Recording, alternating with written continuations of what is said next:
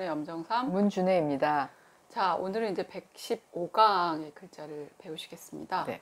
115강에 나오는 글자는 포사료환 해금완소입니다. 네.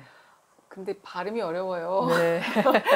발음이 어렵고 이 문장 안에는 뭔가 복잡한 내용이 담겨 있을 것만 같습니다. 네, 글자 그대로의 의미로는 잘 연결이 안 되죠. 네. 예, 제가 설명을 드리겠습니다. 네. 포사료환 할 때의 포자는 배포자입니다. 네. 그러니까 천을 의미하는 거고요. 사자는 쏠사자, 료는 동료, 동관 할 때의 료자고, 환은 알환자입니다. 포자는 사람 이름, 여포라는 사람이고요. 네. 료자는 웅의료라고 하는 또 역시 사람입니다. 그래서 각각 그 사람들의 장기를 설명해 놓은 거예요. 네. 그래서 여포는 활을 잘 쐈고, 네. 웅의료는 환이라고 하는 이제 공 같은 거요. 네. 그 공을 잘 다루었고 이렇게 이제 해석될 수 있습니다. 네, 그렇군요. 뒤에도 마찬가지예요. 네. 예, 해금 완소 할 때 해자는 네. 산 이름이고요. 네. 또 성씨로도 쓰입니다. 금자는 검은고 금자, 완자도 관문 이름 완자인데 성씨로 쓰이는 완자이고요. 소자는 휘파람불 소자입니다. 여기서도 해자는 해강이라는 인물, 그다음에 완자는 완적이라는 인물입니다. 예, 그래서 해강은 검은고를 잘 탔고 완적은 휘파람을 잘 불었다. 이렇게 해석이 됩니다. 네, 알겠습니다. 자, 그럼 이제 글자를 배우기 시작하겠습니다. 맨 먼저 나오는 네. 글자 포자입니다. 예, 네. 이건 이제 배포, 그러니까 마직물을 의미하는 네. 글자인데요. 직물이니까 글자의 모양을 보시면 이렇게 수건 건자가 들어가 있습니다. 그러니까 천으로 만든 거니까요. 우리가 네. 보통 천으로 만든 것을 뜻하는 글자에는 이렇게 맞아요. 예. 실사변이 많이 들어갔었죠. 예. 그러니까 이것으로 구성된 것도 이제 직물을 의미할 수 있고 수건 건이 들어간 것도 이제 그런 의미로 쓰이는 글자들을 만들 수 있어요.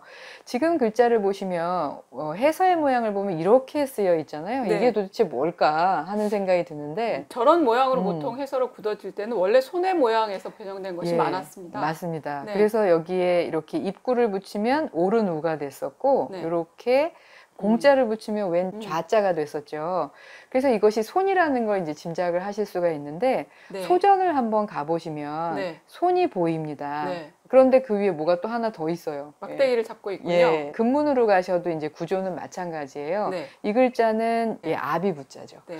그래서 이 부분이 이렇게 왔다고 보시면 되고 뭘 잡고 있는 게 이 부분으로 된 거고요. 나머지가 이렇게 된 거죠. 그래서 이제 아버지 부자인데 이 글자에서는 이제 발음 성분으로 들어갔다고 생각하시면 돼요. 이 문장 안에서는 아까 여포라고 하는 인물이라고 설명해 주셨는데 맞습니다. 여포는 어떤 사람입니까? 여포는 네. 이제 삼국지하고 삼국지연의에 등장하는 그러니까 이제 삼국 시대의 이제 장수로 묘사된 사람인데요. 동탁의 밑에서 관리로 있다가 동탁을 살해하고 또 원소한테 갔다가 죽임을 당하는 그런 인물로 묘사가 되는데 그 시대에 가장 용맹하고 가장 뛰어난 장수로 묘사되어 있습니다. 한자로 쓰면은 이제 이렇게 쓰입니다. 자, 그러면 여포가 잘했다고 하는 이제 활쏘기를 뜻한 사자인데요. 네. 사자는 이제 어떻게 설명해 주시겠어요? 사자는 이제 해설을 보시면 네. 이렇게 몸신자가 있고 마디촌자가 있어요. 네. 그래서 이게 어떻게 해서 쏜다는 의미가 됐을까 하는 생각이 들고요. 설문 소전으로 가보시면은 조금 납득할 만한 자형이 나오는데 소전으로 이제 두 개가 제시가 되어 있습니다. 네. 하나는 여기 보이시는 이 부분은요, 해서로 옮기면 화살 시자예요. 그러네요. 그리고 앞에 있는 것은 이제 몸 신자입니다. 네. 몸 가까이에서 화살을 쏘아서 저 먼 곳을 적중시킨다. 그래서 몸에서 출발하기 때문에 몸 신자와 화살시로 구성됐다. 이렇게 설명을 하고 있고요. 네. 또 다른 소전을 보시면 여기는 이제 마디촌자가 들어가 있잖아요. 근데 마디촌자가 법칙이라는 의미로 들어가 있어서 활쏘기에도 일정한 법칙이 있다. 또는 이거는 이제 손의 일종이기도 하다. 이렇게 이제 좀 두 가지로 설명을 해놨어요. 그래서 이제 소전에서 화살시가 보이는 것만으로도 이제 허신의 설명을 이제 수용할 수는 있는데 갑골문으로 가보시면 그 설명이 완전히 맞지는 않다는 걸 확인할 수 있습니다. 네. 갑골문에 보이시는 것은 활에 화살이 매겨져 있는 상태죠. 그리고 근문으로 가면 거기에 이제 손까지 달려 있습니다. 그래서 활에 화살을 매겨서 쏘기 직전의 상태를 묘사해가지고 그림으로 그려서 솔사자를 만들었다. 그런데 이 부분이 이제 몸신처럼 잘못 변화가 된 거겠죠. 예, 그래서 자형의 변화가 크기 때문에 오늘날에는 좀 이해할 수가 없는데 옛날 자형으로 가시면 쏜다는 의미로 확실히 알 수가 있습니다. 네, 그렇군요. 자, 그 다음 글자는 이제 료자입니다. 네, 이 료자는 동료할 때 이 글자를 쓰시면 되거든요. 해설을 보시면 왼편에 이제 사람 인이 있고 요 부분이 원래 료로 발음되는 글자예요. 예, 지금은 이게 작을 소자처럼 쓰여 있는데 설문소전을 한번 가보시면 요 밑부분이 불화로 돼 있잖아요. 그래서 이게 원래는 이제 횃불 를 의미하는 글자입니다. 그래서 이 글자가 발음으로 쓰여서 동료 료자인데요. 설문에서는 동료라는 의미로 먼저 해석을 해놓질 않고 호모야 이렇게 해서 좋은 모습이다 이렇게 써놨거든요. 그러니까 아름다운 모습을 표현하는 글자가 원래 의미고 거기에서 나중에 이제 동료라는 의미가 생긴 것 같습니다. 이 문장에서는 료자가 이렇게 웅의료라고 하는 인물을 뜻한다고 맞습니다. 얘기해 주셨어요? 예. 저도 이게 웅의료를 이게 천자문 준비하면서 처음 찾았는데 설명이 되어 있기로는 이제 춘추 시대 초나라의 장수였다고 해요. 근데 그 표현에 매우 유명했다 이렇게 돼 있어서 나의 지식이 너무 짧구나 이런 생각을 했는데요. 이 웅의료가 공 굴리기를 잘했나 봐요. 예. 그래서 이렇게 공을 9개를 가지고 막 이렇게 이렇게 묘기 있죠. 그런데 하나만 손에 있고 8개가 막 돌아다녔다고 해요. 위에 공중에서. 그건 고개사 아닌가요? 거의 마술사나 뭐 이런 정도의 기교를 가졌다는 거지. 힘이 장사였다는 뜻은 아니지 않을까요? 네네, 그렇죠. 그래서 이 두 가지 고사가 있는데 일단은 그 전쟁터에 나가서 이렇게 9개나 되는 공을 막 굴려가지고 전쟁을 하다가 양국의 그 병사들이 그거 구경하느라고 잠시 싸움을 멈췄다. 이런 웃지 못할 얘기가 있고요. 또 보통의 경우는 우리 일당백해서 한 사람이 굉장히 뛰어날 때 그런 얘기 하잖아요. 근데 웅의료는 일당 500이었다고 합니다. 그래서 500명을 대적할 만한 그 힘도 장사였고 이런 재주도 있었다고 전해져요. 그렇군요. 네. 대단한 사람이었군요. 그 다음 글자는 환자인데요. 한번 설명해 주시죠. 이 환자는 구술 환자죠. 작고 그다음에 원형으로 생긴 것을 의미하는 환자입니다. 지금 보시면 9구자에다가 점을 찍은 것처럼 이렇게 생겼거든요. 그래서 여기에서 어떻게 원형의 작은 물건이 나왔는지 이제 알 수가 없는데요. 설문 소전으로 가시면 글자의 모양이 지금 모양하고는 좀 다르게 보입니다.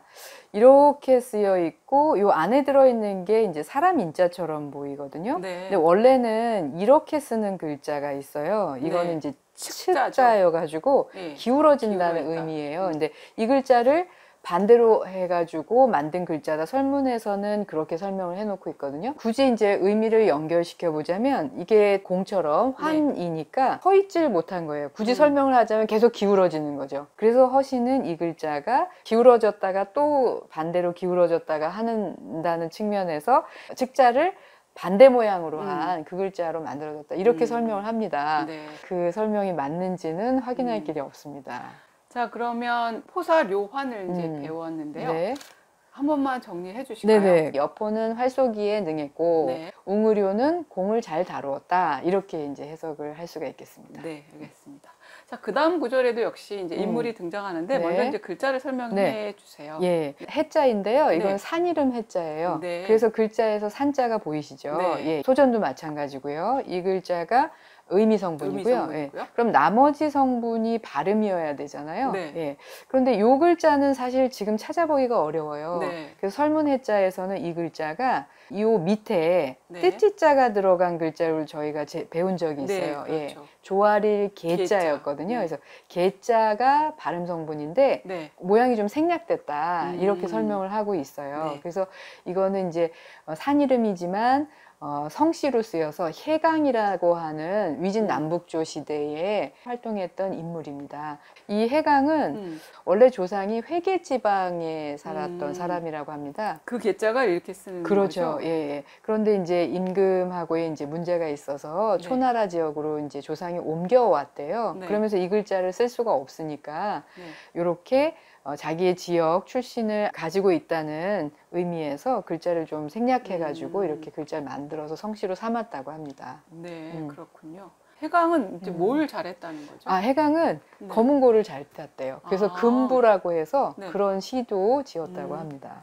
그럼 그 다음 글자가 지금 해강이 네. 잘했다는 금자입니다. 예. 자형을 좀 설명해 주세요. 네, 금자는 오늘날의 모양을 보시면 네. 여기 밑에 이제 이제 금자가 있어서 아, 이게 발음이구나 하고 쉽게 이제 파악을 할 수가 있는데요.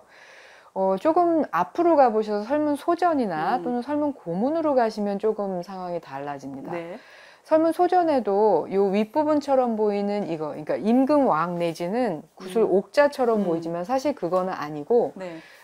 기러기 발이라고 하나요? 악기에서 네. 그 현을 세우는 그 부분을 상용한 글자입니다. 아, 예. 예. 그런데 설문 고문을 가보시면은 줄처럼 보이는 부분도 네, 많이 있어요. 그러네요. 악기처럼 네. 보여요. 근데 밑에 있는 거는 사실 쇠금처럼 보이거든요. 이렇게 생긴 거예요. 네. 예. 그래서 이 글자는 원래 이제 고문자에 근거해서 설명을 할 때는 악기를 상용한 기러기 발이라고 하는 그 부분하고 밑에 쇠금자가 발음으로 들어갔다 이렇게 설명을 합니다. 네. 예. 그런데 그게 이제 자형 변화를 겪으면서 이제 금자가 발음인 것처럼 이제 들어간 거죠. 네, 그렇군요. 지금 해서만 보면 마치 네. 이제 구슬들이 모여서 네네. 검은고를 만드나 이런 네. 생각이 들게 하는데 네. 원래는 그렇지 않았다는 예, 거군요. 네, 그렇습니다. 알겠습니다. 자, 그 다음 글자는 네. 완자입니다. 예. 네. 이 완자는 설문해자에서는 어떤 지역의 관문이라는 의미로 이 글자를 해석을 해놨는데요. 네. 그럴 수 있는 것이 이제 왼편에 있는 걸 볼까요? 이게 이제 요렇게 쓰는 부수입니다. 네. 요렇게. 그래서 이게 언덕부자여서 땅에 관련된 글자들을 많이 만들어요. 그 다음에 오른쪽에 있는 이 부분은 이제 으뜸 원자인 거죠. 그래서 이게 발음으로 들어간 겁니다. 네. 그래서 이제 관문 이름도 되고 성씨, 성의 이름도 돼요. 근데 우리 여기 천자문에서는 완적이라고 하는 인물을 나타냅니다. 네. 완적도 해강과 마찬가지로 위진 남북조 시대의 위나라의 이제 철학자이기도 하고 뭐 시인이기도 하고 이 사람은 중림칠연의 한 사람이었습니다. 네. 또 휘파람을 잘 불었다고 하네요. 자, 그럼 이제 휘파람불 소자를 한번 네. 보겠습니다. 이 글자는 네. 왼쪽에 있는 게 입구이고 네. 오른쪽에 있는 게 엄숙할 숙자이거든요. 네. 소전의 자형도 마찬가지입니다. 그래서 휘파람을 분다는 건 이제 입으로 하는 거니까 네. 이 입구가 의미라고 이제 쉽게 생각하실 수 있고 오른쪽이 이제 숙하고 소하고 해가지고 네. 이제 발음 성분인 거죠. 이게 휘파람을 분다는 의미인데 휘파람을 부는 게 이제 입으로 소리를 내는 거니까 그러다 보니까 이제 소리를 낸다는 의미에서 지금은 꼭 휘파람 분다는 의미뿐만 아니라 뭐 호소하다 할 때 네. 그럴 때도 이 글자를 이제 사용을 합니다. 네, 그러면 이제 뒤에 네 글자를 한번 정리해 주시죠. 네네. 네. 뒤에 네 글자에 해금 완소할 때 해는 이제 해강이라는 인물이라고 했으니까 네. 해강은 검은고를 잘 땄고 네. 완적은 휘파람을 잘 불었다 이렇게 해석할 수 있겠습니다. 네. 제가 이제 오늘 배운 내용을 다시 곰곰이 생각해 보니까 앞에 구절의 여포나 웅의로는 이제 무관인 것 같아요. 그러죠? 용맹한 사람들의 예고 뒤에 해강이나 완적은 문관. 네. 그래서 뭔가 풍류를 알고 그래서 글을 잘 지었던 사람들. 그러니까 네. 이제 검은고도 즐기고 휘파람으로 음악도 즐기고 했던 사람들인 것 네. 같습니다. 그걸 대비해서 이 천자문의 구절 안에 이제 만들어 넣었다 이런 생각이 듭니다. 네, 그런 것 같습니다. 네. 오늘은 이 8글자를 배우셨고요. 다음 시간에 배울 116강의 8글자는 연필, 윤지, 균교, 임조입니다. 네. 다음 시간도 이제 글자마다 이렇게 고사가 섞여 있고 인물 이야기가 들어 있습니다. 그래서 이번 건과 좀 연결이 됩니다. 네. 자, 그럼 오늘 여기까지 하겠습니다. 네. 감사합니다. 까지